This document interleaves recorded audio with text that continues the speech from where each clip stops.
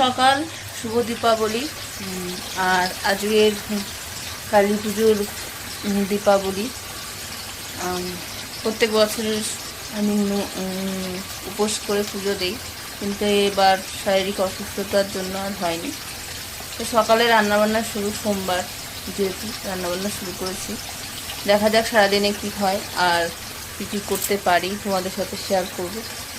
আর তোমরা এই দিনটা খুব ভালোভাবে কাটাও আর আনন্দে কাটাও, এই কামনা করি। আর আজকে রান্নার মধ্যে এখন আপাতত কি রান্না করছি তোমাদের সাথে শেয়ার করছি। ওল হবে, যে ওলটা একটু সিদ্ধ করে নিয়েছি, আর ওলটা সিদ্ধ করে নিয়েছি আর আলুটা ভাজতে রেখেছি।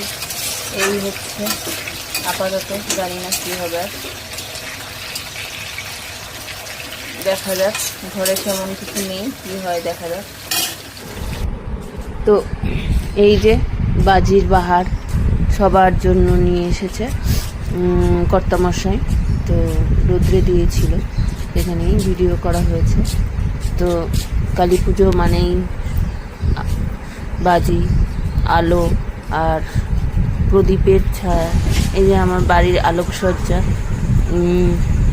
গেটের সামনে থেকেই শুরু হয়েছে, আর ভেতরেও আছে। এই যে গেট থেকে সাজিয়েছে, আমি সাজাইনি ঠিকই, কিন্তু সাজিয়েছে বাড়ির লোকেরা। তো কেমন হয়েছে কালী পুজোর রাত্রে সব বাড়ি ঘর আলোকিত। প্রদীপ তো দেওয়া হয়নি, এত বড় যেহেতু বাড়ি। আমাদের মোমবাতি দেওয়া হয় গেট থেকে শুরু করে পুরো বাড়ি আমাদের মোমবাতি দিয়ে সাজানো হয়েছে, এটা ওই সাজিয়ে জ্বালানো হয়েছে। দেখো কিরকম লাগছে, পুরো বাড়ি আলোয় আলোকিত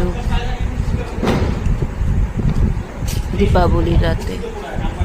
এই যে সব ফটো তোলা হচ্ছে, আর বাড়ি ঘরের আলো রঙ্গোলি হচ্ছে।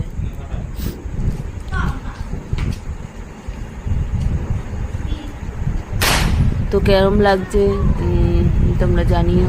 এই যে প্রদীপ দিয়ে সাজানো হয়েছে, সিঁড়িঘরও সাজানো হয়েছে। যেহেতু অনেক বড় বাড়ি, তাই মোমবাতি দেওয়া হয়, অত প্রদীপ দেওয়া হয় না।